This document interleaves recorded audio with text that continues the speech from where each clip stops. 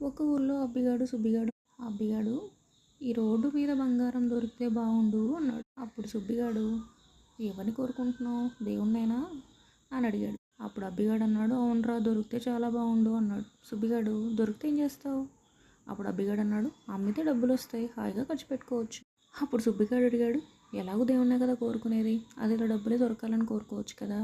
అబ్బిగాడు అన్నాడు, అవునరా నువ్వు చెప్పేది కరెక్టే, ఇప్పుడు బంగారం దొరికితే నేను నమ్మడం టైం వేస్ట్, నాకు డబ్బులే దొరక. సుబ్బిగాడు ఎంత? అబ్బిగాడు అన్నాడు, 100 కోట్లు. సుబ్బిగాడు ఎలాగూ దేవుణ్ణే కదా కోరుకునేది, అదేదో 1,00,000 కోట్లు కోరుకో. అవునులే దేవుడే కదా, సరే 1,00,000 కోట్లు. సుబ్బిగాడు అన్నాడు, ఏం చేస్తావు 1,00,000 కోట్లతో? అబ్బిగాడు అన్నాడు, బిల్డింగులు కార్లు కొంటాను. సుబ్బిగాడు అన్నాడు, పిచ్చోడ, డైరెక్ట్గా అవే కొనుక్కోవచ్చు కదా. సరే అవన్నీ కొంటే? అప్పుడు అబ్బిగాడు అన్నాడు, ఇంకేముంది హ్యాపీగా ఉండొచ్చు. అప్పుడు సుబ్బిగాడు చెప్పాడు, వెధవ, అదేదో డైరెక్ట్గా హ్యాపీగా ఉండాలని కోరుకోవచ్చు కదా.